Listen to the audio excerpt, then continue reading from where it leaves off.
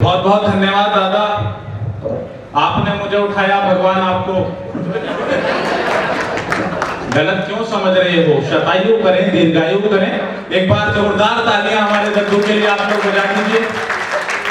अभी गोविंद दादा ने इतनी सारी बात करी, इससे पता चला एक शेर है कि बदन होता है बूढ़ा, दिल की हसरत कब निकलती है, पुराना कुकर क्या सीटी बजाना छोड़ देता है।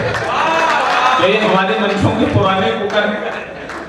और वो कह रहे थे बिहारी और अगर ऐसे लोग रहे तो हमारा होने वाला भी नहीं है।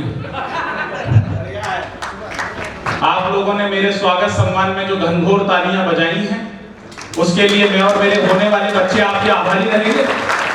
दो चार तो अब भी मूड में नहीं है, ऐसे लग रहा है जैसे कवियों की सुपारी लेके बैठे हो। ये तो लेट के सुन रहे हैं सोफे पे भाई साहब, आराम से आनंद में। ऐसे लग रहा है जैसे वो मुगले आजम और हम अनारकली। धीरे धीरे थोड़ा जागृत हो जाइए, थोड़ा आनंद में आ जाइए, मस्ती में आ जाइए। डोगमा परिवार की तरफ से आप सबको रंगों के पावन पर्व की बहुत बहुत शुभकामनाएं। ये होली आपके जीवन में तमाम रंग लेकर के आए। मैं एक जोगीरा पढ़ रहा हूँ, ये होली का उत्सव, ये होली का आनंद बिना जोगीरा के अधूरा है।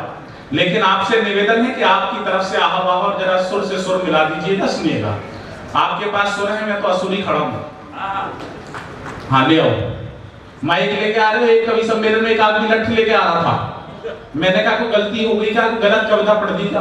बोले तू तो चुपचाप कविता पढ़, मैं तो उसे ढूंढ रहा हूँ जिसने तुझे यहाँ बुलाया है। तो हमें दद्दू ने बुलाया, आप इनसे निपट सकते हो। अभी भी देख रहा हूँ दद्दू कुछ लोग मूड में नहीं है ताली बजाने के। एडवांस पेमेंट मत करो। नहीं मैं सच बता रहा हूँ, कोटा के कवि सम्मेलन में था, वहां ऐसे श्रोताओं में फंस गए। रात के 10 बजे शुरू हुआ, सुबह के 5:30 बजे तक चला, एक भी श्रोता ने ताली नहीं बजाई। 6 बजे पीछे एक बाबा जी ने बजाई, उनका दिल पसीजा। मैंने कहा बाबा जी आपको प्रणाम करते हैं, आपने कवियों को समझा, आपने कविताओं को समझा। ताऊ ने कहा मैं तो तंबाकू फूट रहा हूँ, तू तो अपना लगा दे। तो ऐसा ना हो कि हम यहाँ लगे हुए ताली बजाओ मिलके सारे जोर जोर से, समझ लेना जब ये बोलूंगा तो सबको बजानी है ताली। आइए सर, आपका बहुत बहुत स्वागत करते हैं। आप समय से आए, हम जल्दी शुरू हो गए, इसके लिए क्षमा भी चाहते हैं। नहीं, लेट आने वाले लोगों का स्वागत सम्मान बहुत जरूरी है, क्योंकि इन्हीं लोगों ने हिंदुस्तान की संस्कृति को बचा रखा। जब अमेरिका में वर्ल्ड ट्रेड टावर गिरे तो एक भी हिंदुस्तानी नहीं मरा, क्योंकि टाइम से पहुंचा ही नहीं। वाह, तो आपने हिंदुस्तान की परंपरा को बचाया सर। कि जोगीरा सारा रा रा रा, तैयार है ना? जोगीरा सा गाना पड़ेगा। देखो ये होली का उत्सव है, रंगों का उत्सव है। आपकी तरफ से चेतना आती है। हमारे पास कोई इंस्ट्रूमेंट नहीं होता, हमारे शब्द होते हैं और आपकी तालियां होती हैं। ये उत्सव महोत्सव में तभी तब्दील होगा जब आपकी तरफ से हवा आती रहेगी। क्योंकि जिस जगह से मैं आता हूं, वहां के महाकवि डॉक्टर कुंवर बेचैन लिखते हैं कि पूरी धरा भी साथ दे तो और बात है, पर तू जरा भी साथ दे तो और बात है। चलने को एक पांव से भी चल रहे हैं लोग, पर दूसरा भी साथ दे तो और बात है। आपके साथ की आवश्यकता, आपके मन की आवश्यकता है। कि जोगीरा सारा रा रा रा, पहला जोगीरा शुभकामनाओं स्वरूप इस पूरे देश के लोगों के लिए, पूरे विश्व के लोगों के लिए। कि चारों भाई साहब ये चाय पानी का सिलसिला रोक दो, हम इधर मेहनत करेंगे और तुम उधर पानी फेरोगे। अच्छा चाय वाले के इन्हें तो कुछ कह भी नहीं सकते। पता नहीं का प्रधानमंत्री बन जा, और कॉफी वाला लग रहा है तो राष्ट्रपति बन सकता है। कोई किसी का कोई भरोसा नहीं। कि चारों ओर मचा है देखो फागुन का हुड़दंग, तुरंत तालियां पलट के। चारों ओर मचा है, भजन कीर्तन नहीं, या बापू की कथा थोड़ी हो रही है, वो तो दद्दू कर चुके पहले। कि चारों ओर मचा है देखो फागुन का हुड़दंग, जीवन में घुल जाएं आपकी होली के सब रंग। जोगीरा सारा रा रा, जोगीरा सारा रा रा रा। यूपी से आता हूं, बहुत अच्छी वहां घटनाएं घटी हैं, सुनाता हूं। सरपट दौड़ गई है देखो भाजपा की रेल। दो ही बैठे हैं भाजपा, सारे हैं। हाँ नहीं, दो नहीं पीटी। किसने, मुझे पता चल जाएगी कौन सी पार्टी वाले कहां बैठे। धीरे धीरे ऐसी निकालता रहूंगा पंक्ति में। कि सरपट दौड़ गई है देखो भाजपा की रेल, यूपी में टीपू भैया तो फिर से हो गए फेल। जोगीरा सारा रा रा रा, जोगीरा सारा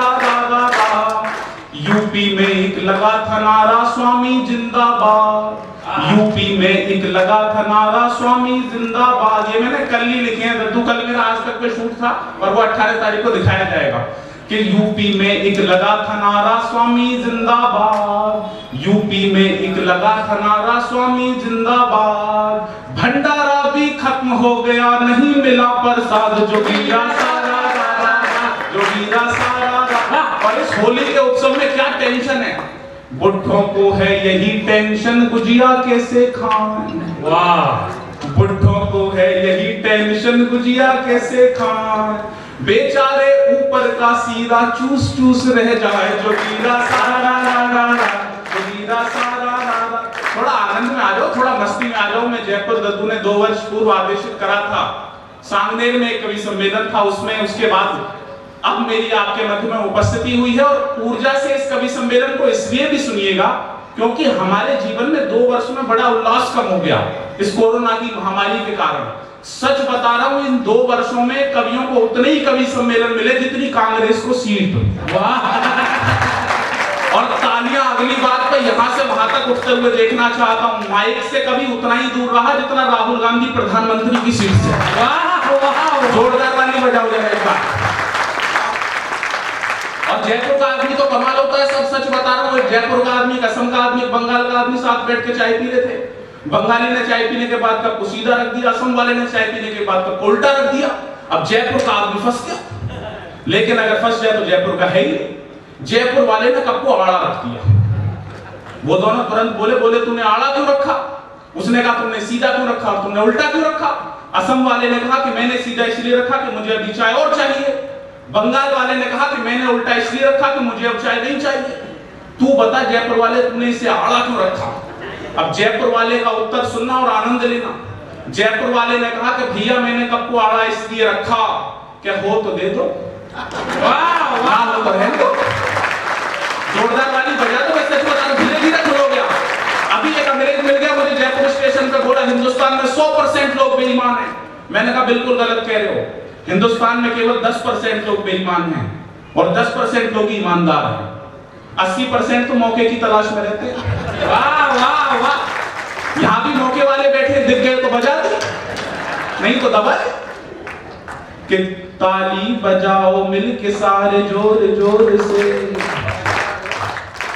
ताली बजा। अभी बाबा आगे हमारे यहाँ तो हमें क्या टेंशन है, हमको समझ के रोमियो अंदर न करा दें, अच्छे भले लोगों को ये मुर्गा न बना दें। 12 सेकंड घूर भी नहीं सकते। भाभी जी ना बहुत देर से घूर रही है, मेरे से कोई गलती होगी क्या भाभी जी? नहीं, एक कवि सम्मेलन में था, वहां भी एक महिला ऐसी घूर रही थी। मैंने कहा क्या हो गया, तू गलत कविता पढ़ दी क्या? बोले चुपचाप कविता पढ़, तेरी शक्ल मेरी सास से मिले। कोई काम हो तो मैं माफी चाहता हूँ कि हमको समझ के रोमियो अंदर न करा दें, अच्छे भले लोगों को ये मुर्गा न बना दें। यूपी के कुंवारे सभी ये सोच रहे हैं, बाबा जी अपनी ही तरह बाबा न बना दें। ताली बजाओ मिलके सारे जोर जोर से। और 2-3 नुक्ता पढ़ता हूं दद्दू। पहले क्या परिवर्तन हुए, अभी मंच से बात हुई। अपने आराध्य को प्रणाम निवेदित करते हुए पढ़ना चाहता हूं। कविता सुनोगे तो कविता सुनाऊंगा, और कवि सम्मेलन सुनना चाहते हो तो वो भी सुना दूंगा। दद्दू के आदेश से और बड़े लोगों के चरणों में बैठकर दोनों चीज सीख गया हूं। बहुत अच्छे। इसकी तो पता ही नहीं चलता कि ही है या शी है, कोई पता नहीं चलता इसका। वह आगे से ही और पीछे से शी। वाह, कि ताली बजाओ मिलके सारे जोर जोर। सोने नहीं दूंगा, बिल्कुल चिंता मत करो। कि उसके थे उसी के सुबह और शाम रहेंगे, भारत की भूप पे जब तलक भी धाम रहेंगे। तालियां बजाना तो प्रणाम करना अपने आराध्य को। उसके थे उसी के सुबह और शाम रहेंगे, भारत की भूप पे जब तलक भी धाम रहेंगे। ये फैसला सुना दिया सुप्रीम कोर्ट ने, जो राम की जगह थी वहां राम रहेंगे। ताली बजाओ मिलके सारे जोर जोर से। एक बड़ा काम इस देश में हुआ। हम किसी पार्टी के प्रवक्ता नहीं है, लेकिन जो अगर काम सही हुआ और उसका इंतजार आजादी के बाद से हमें था, तो आपकी तालियां उठें। और मैं दिल्ली के करीब से आता हूं, वहां से एक नारा ये भी लग गया था कि भारत के टुकड़े कर देंगे। अगर जवाब सही मिला हो तो आपकी तालियां थप्पड़ की तरह उठनी चाहिए। कि ब्रह्मास्त्र था जो पास छोड़ कर दिखा दिया, विधान का भी पेज मोड़ कर दिखा दिया। ब्रह्मास्त्र था जो पास, चौथी पंक्ति पे, ब्रह्मास्त्र था जो पास छोड़ कर दिखा दिया, विधान का भी पेज मोड़ कर दिखा दिया। वो देश तोड़ने की बात कहते रह गए, मोदी जी ने कश्मीर जोड़ कर दिखा दिया। ताली बजाओ मिलके सारे जोर जोर से, रुपयों का बैग छीन के बोरा थमा दिया, डोरी की डोर तोड़ के डोरा थमा दिया। एक काम किया मोदी जी ने 7 साल में, इमरान के हाथों में कटोरा थमा दिया। ताली बजाओ मिलके सारे जोर जोर से। अब 4 पंक्ति सुनना, विपक्षी आरोप लगाते हैं दद्दू मोदी जी पूरे विश्व में घूम रहे हैं। एक ऐसी जगह निकाल के लाया जहां मोदी जी का आज तक पैर नहीं पड़ा। अगर नई बात हो भैया, आपका भी आशीर्वाद मिले। कि पापी थे जितने वो नहीं पाताल में गए, नेताजी बन के वो न बुरे हाल में गए। मन से सुनिएगा क्योंकि यहाँ पे शिक्षक गणों की उपस्थिति है और मैं भी शिक्षक हूँ, बहुत समझदार रहा हूँ जब भी कविताएं लिख रहा हूँ। सच बता रहा हूँ, स्थिति बड़ी विचित्र हो जाती है। मैंने बोर्ड पे लिख दिया इलेक्ट्रिसिटी, एक बच्चे को खड़ा किया, बोले क्या लिखा हुआ? उसने कहा मास्टर जी इलेक्ट्रिसिटी। पूरी क्लास हंसी, पढ़ाई नहीं हुई। मैंने कहा अपनी मम्मी को लेके आना, वो दीपा जी जैसी उनकी मम्मी थी, उनको लिया। मैंने कहा जी आपका बच्चा इलेक्ट्रिसिटी को इलेक्ट्रिसिटी बोलता है, पूरी क्लास हंसती है, पढ़ाई नहीं हो पाती। उन्होंने कहा मास्टर जी अभी मेरा बच्चा छोटा है, अभी इसकी कैपेसिटी इतनी है। वाह वाह वाह, अब मुझे समझ में आया तो पूरा वायर ही खराब है। मैंने कहा बेटा कोई घर में पापा हैं? बोले हाँ हैं। मैंने कहा उन्हें लिया ना, वो लक्ष्मण भैया जैसे थे। मैंने कहा जी आपकी बेगम साहिबा कैपेसिटी को कैपेसिटी बोलती हैं, आपका लड़का इलेक्ट्रिसिटी को इलेक्ट्रिसिटी बोलता है, चक्कर क्या है? पापा ने कहा चक्कर मुझे अच्छी तरीके से पता है मास्टर जी, लेकिन आप फोकट की पब्लिसिटी क्यों कर रहे हो? वाह वाह वाह, तब मुझे समझ में आया पूरा ट्रांसफार्मर ही है। मैं पैरों पे लेट गया। मैंने कहा कोई घर में बड़ा बुजुर्ग है? उसने कहा हाँ है, 80 साल के बाबा जी गोविंद जी जैसे। मैंने कहा उन्हें लेके आओ, उन्हें लेके आया। मैंने कहा जी आपका पोता इलेक्ट्रिसिटी को इलेक्ट्रिसिटी बोलता है, आपके लड़के की वाइफ कैपेसिटी को कैपेसिटी बोलती है, आपका लड़का पब्लिसिटी को पब्लिसिटी बोलता है, चक्कर क्या है? अब समझदारी की बात आ रही है जयपुर वालों। गोविंद जी जैसे बाबूजी ने कहा कि बेटा ये तीनों के तीनों अनपढ़ गवार जाहिल हैं, इन्होंने तो कभी यूनिवर्सिटी का मुंह ही नहीं देखा। ताली बजाओ मिलके सारे जोर जोर से। पापी थे जितने वो नहीं पाताल में गए, नेताजी बन के वो न बुरे हाल में गए। पीएम बन के दुनिया में घूमे मगर सुनो, मोदी जी आज तक नहीं ससुराल में गए। ताली बजाओ मिलके सारे जोर जोर। आप ही बजाओ भाई साहब, आपकी थोड़ा आनंद में आ जाओ, थोड़ा मस्ती में आ जाओ। मैं बहुत देर से देख रहा हूँ, 2-4 लोग तो बिल्कुल अभी कसम खा के बैठे। और सच में किसी किसी की दिक्कत होती है, किसी किसी का दर्द होता है, वो दर्द में कभी सम्मेलन सुन रहा होता। एक आदमी का दर्द पड़ता हूँ, आनंद लेंगे कि भगवान मेरा भाजपा वाला नसीब हो। हर आदमी यही कह रहा है आजकल कि भगवान मेरा भाजपा वाला नसीब हो, बिखरे हुए मोती की न माला नसीब हो। रॉबर्ट वाड्रा ने कहा अगले जन्म में, तैयार है ना? रॉबर्ट वाड्रा ने कहा अगले जन्म में राहुल के जैसा मुझको न साला नसीब हो। ताली बजाओ मिलके सारे जोर जोर से। 4 पंक्तियां और सुनना आपके आनंद के लिए, आपकी मस्ती के लिए। जो कुछ नहीं था उसका भी मसला बना दिया, आतंक खात्मे कोई कसला बना दिया। और देखिए दद्दू बोल रहे थे माइक बहुत बढ़िया है। सच बता रहा हूं, अगर माइक अच्छा नहीं होता तो हम कवियों की फाइल निबट जाती है। हम मशीनों पे इतने ज्यादा डिपेंड होते जा रहे हैं। देखो ये भी मशीन है, हमें आज खींचेंगे कल घर में लगा देंगे, मन हुआ तो माला भी चढ़ा देंगे। नहीं, अपनी अपनी स्थिति होता है ऐसा। हम मशीनों पे, वो एक आदमी गाजियाबाद का विदेश से झूठ को पकड़ने की मशीन लिया है। मशीन ऐसी थी, झूठ को पकड़ती थप्पड़ मारती थी। बच्चे ने स्कूल जाने से मना कर दिया, बोला पापा पेट में दर्द हो रहा है, स्कूल नहीं जाऊंगा। मशीन बच्चे की तरफ घूमी, तड़ाक से बच्चे को थप्पड़ दिया। पिता ने समझाया, बोले बेटा जब हम तुम्हारी बराबर के थे हमने कभी झूठ नहीं बोला। मशीन पापा की तरफ घूम गई। वाह, तड़ाक से पापा कह दिया। समझदारी की बात अगली आ रही है जयपुर वालों, इतनी मम्मी बोल पड़ी। बोली बेटा भी तो आपका ही है। मशीन मम्मी की तरफ घूंगे, एक बार जोरदार वाली बजा दो, मैं शुरू होना चाहता हूँ। जो कुछ नहीं था उसका भी मसला बना दिया, आतंक खात्मे को एक असला बना दिया। दिल्ली में बैठ कर के दो गुजरातियों ने बस सारे विपक्षियों का ढोकला बना दिया। ताली बजाओ मिलके सारे जोर जोर से। और यूपी में कौन क्या करने पे लगा पड़ा था कि नेताजी अपने घर को बचाने पे लगे थे, दिग्गी जी वहां ब्याह रचाने पे लगे थे।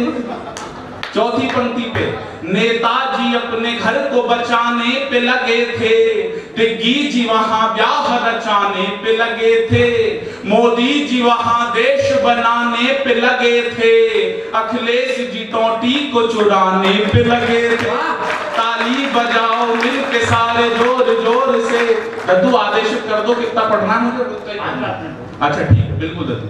मैं और 2-4 मिनट आपके बीच में कुछ एक दद्दू नए, एक बार जोरदार ताली बजाओ, मुझे पसंद आ रहा है।